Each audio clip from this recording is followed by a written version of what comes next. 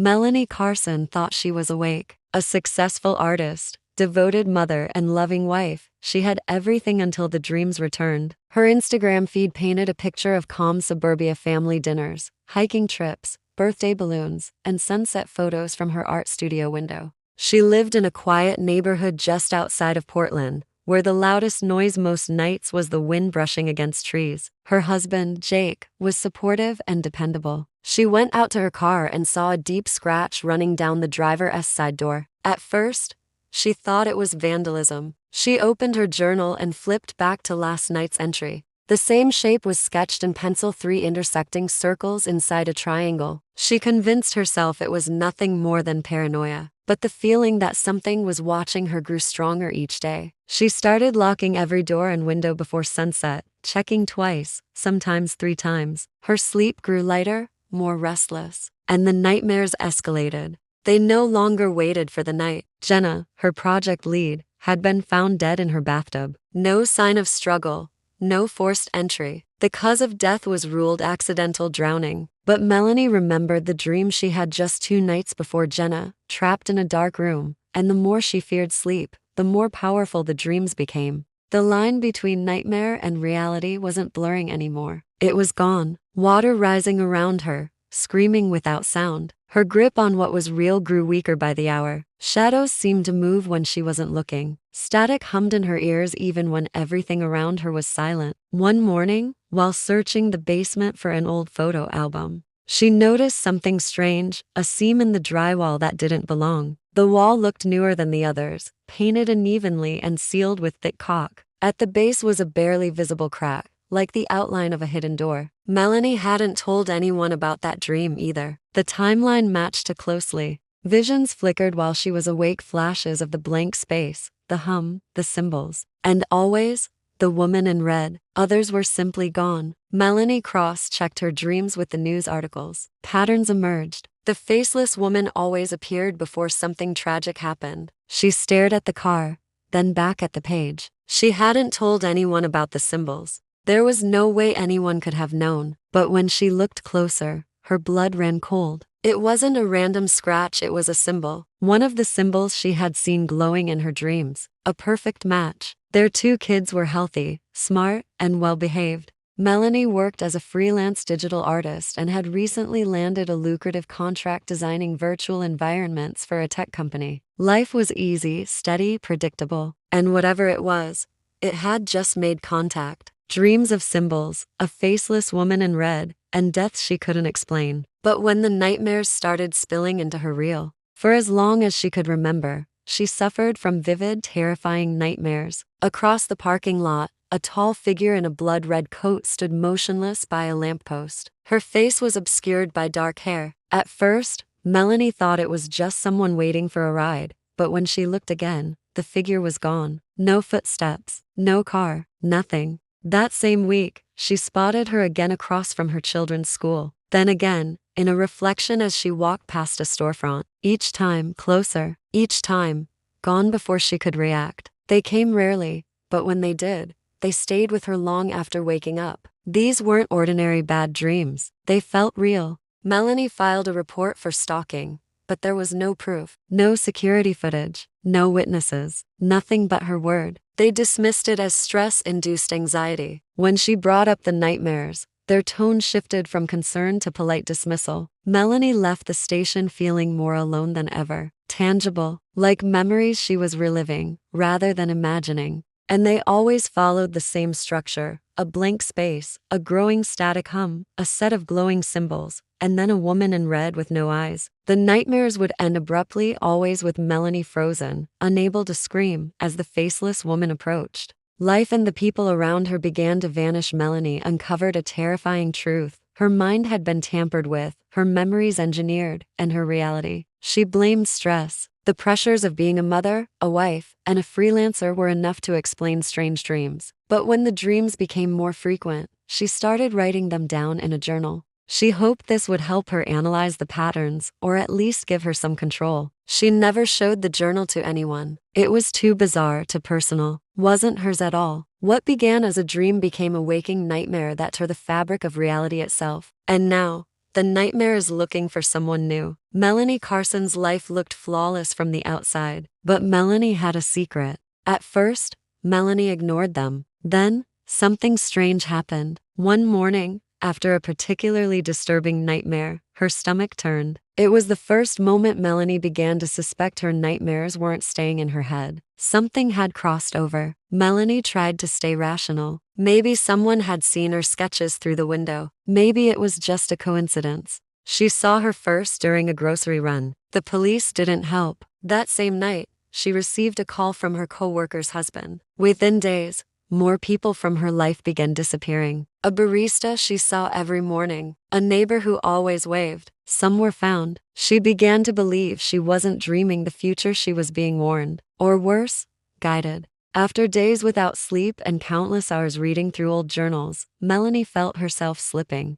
Her grip on what was real grew weaker by the hour. Shadows seemed to move when she wasn't looking. Static hummed in her ears even when everything around her was silent. One morning, while searching the basement for an old photo album, she noticed something strange, a seam in the drywall that didn't belong. The wall looked newer than the others, painted unevenly and sealed with thick caulk. At the base was a barely visible crack, like the outline of a hidden door. She grabbed a flashlight and started peeling away the edges. The door creaked open, revealing a narrow hallway she'd never seen before. Cold air spilled out. The earliest tape was from 1999, the year she turned 9. She wasn't even living in this house then. With trembling hands, she took a random tape and found an old player. The footage was grainy, filmed in black and white. It showed a girl, young, pale, silent, sitting in the metal chair. Her dreams weren't just visions. They were recordings, tucked away inside a hollow book in her father's home office. The unit hadn't been touched since his death. Inside were boxes stacked to the ceiling, files, documents, VHS tapes, and old hard drives labeled with code names and cryptic tags. Someone had deliberately reawakened the program embedded in her mind, and whoever it was, they had access to her home, her files, her life. Melanie no longer questioned her sanity. The truth was far worse than insanity. The same scene she had seen in one of the tapes. You let her in. Melanie didn't remember writing it. Melanie had stopped answering calls, stopped checking the mail, stopped eating. She barricaded the doors, boarded the windows. The woman in red now appeared in every reflection, every shadow, every dream. Melanie began to believe she had never truly woken up, that her entire life had been a loop inside a program, each event a scripted line from a master file. Maybe she had died in the experiment as a child, and this was all just memory echoing endlessly. She ran to the basement, praying it wasn't real. But the camera had recorded everything. Her walking out at 2:17 a.m., eyes open but vacant, digging behind the house for hours. She was the last surviving experiment, and someone had pressed play. Police entered the home and found it in disarray, walls covered in sketches, notes, symbols. Dozens of journals were stacked neatly in the kitchen. The basement door was open. The hidden room was gone, replaced by solid concrete. Of Melanie, there was no trace. It wasn't just a dream experiment gone wrong, it was a system, a program still running.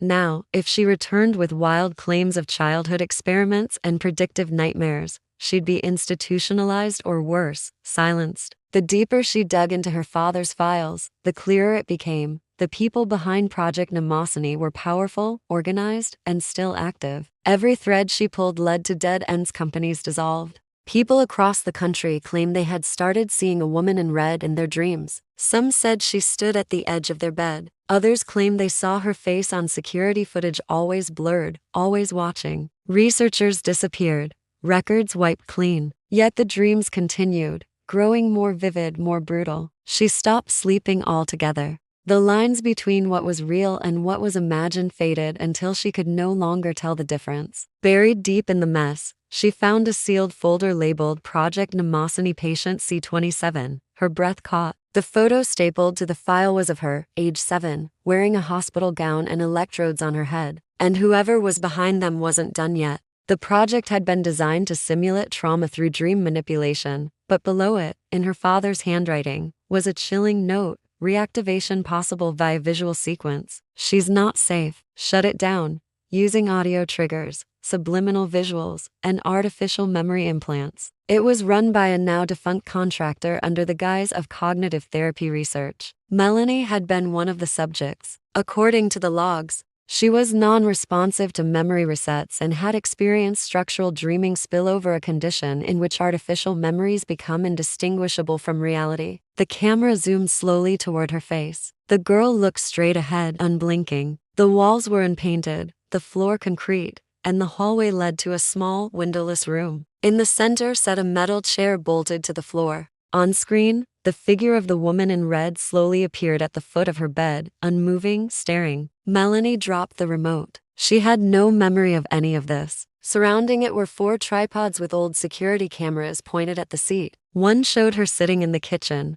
blood dripping from her hands. Another showed her digging in the woods behind her house. The tapes confirmed what she feared: her life had been observed, manipulated, and recorded for reasons she couldn't understand. She remembered something her aunt had once said about her father, a cryptic remark at his funeral. He always said some ghosts don't haunt houses, they haunt data. Her father, Thomas Carson, had worked in private security and tech intelligence before dying in a suspicious car crash 5 years earlier. The official report said brake failure. But now, Melanie doubted everything. Along the walls, stacked in dusty boxes, were dozens of videotapes, all labeled by date, each one marked with her initials. Melanie stared at the labels in disbelief. Then, Melanie's breath caught. The girl was her. She watched another tape dated just 3 weeks ago. It showed her asleep in her bed, flinching violently as though dreaming. Some tapes had timestamps for events that hadn't even happened yet. Melanie sat frozen in that cold room, realization settling like ice in her chest. Someone had been watching her entire life. Someone had planned this. Melanie needed answers, and fast. She tracked down the key to his old storage unit. The documents inside detailed a covert psychological experiment that used children as test subjects. The file was stamped "terminated" in red. Melanie realized the symbols she kept seeing, the ones from her dreams, from her car, were part of the visual sequence. Her father's research included names, locations, and several other patients marked deceased or missing. She was the only one unaccounted for. Melanie knew she couldn't go to the police. She had tried once, and they dismissed her. One morning, she woke up outside on her front lawn, barefoot, hands covered in dirt. A shovel lay beside her. Inside her journal, where her last dream entry had been, a new line had been added in shaky handwriting. She lives in the gaps between moments. Her husband and children had moved to her sister's place weeks ago. Then she vanished. The neighbors noticed the mail piling up, the porch light staying on during the day. In the months that followed, internet forums lit up with bizarre reports, and every time she came closer,